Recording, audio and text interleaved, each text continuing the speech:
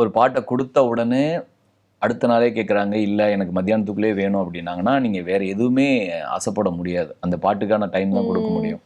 இதே உங்களுக்கு டைம் இருந்ததுன்னா, அது கேட்டுட்டு, அதுக்கப்புறம் வந்து, ஓகே இது இப்படி பண்ணலாம், அப்படி பண்ணலாம், இது நாளைக்கு பண்ணலாம் அப்படின்னு ஒரு டிசைன் பண்ணி பண்ணிக்கலாம். இப்போ ஒரு பாட்டுக்கு ஒரு ஐடியா கிடைக்கிறது தான் கஷ்டம். அதுக்காக ஒரு பெரிய சரத்தை எடுப்பேன். அது எனக்குள்ள நடக்கும். ஒவ்வொருத்தருக்கும் ஒரு மாதிரி. எனக்கு வந்து ஒரு 2, 3 டீ சாப்பிடணும்னு நினைப்பேன். அது சில நேரம் ஸ்ட்ரக் ஆகி அப்படியே உட்காந்துக்கும். என்னடா ஒண்ணுமே புரியல அப்படின்னு இருக்கும். ஆனா ஒரு வார்த்தையோ ஏதாவது நம்ம ட்ரிகர் பண்ணதுக்கு அப்புறம் பக்காவா கடகடன்னு முடிச்சிருவோம். ஸோ அப்படியே நடக்கும். சில நேரம் பாத்தீங்கன்னா எல்லாத்தையும் முடிச்சிருவோம். ஒரே 2 வரிக்கு மட்டும் உட்காந்துட்டு மண்டே பிச்சுட்டு கிடக்கும். அது 2 நாள் கூட ஆகும்.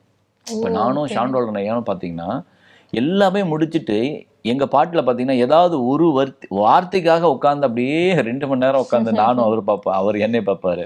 என்னங்க எல்லாத்தையும் முடிச்சிட்டோம், ஐயா வந்துருச்சு அப்படின்னு சொல்லி கரெக்டா அது ஒண்ணு முடிப்போம், அது கரெக்டா வரும். அந்த ஒரு வார்த்தையினால அப்படி விடவும் முடியாது. அவரும் விட மாட்டாரு, நானும் விட மாட்டேன். அது அந்த 2 பேருக்குள்ள அந்த ஒரு அண்டர்ஸ்டாண்டிங் இருக்கு.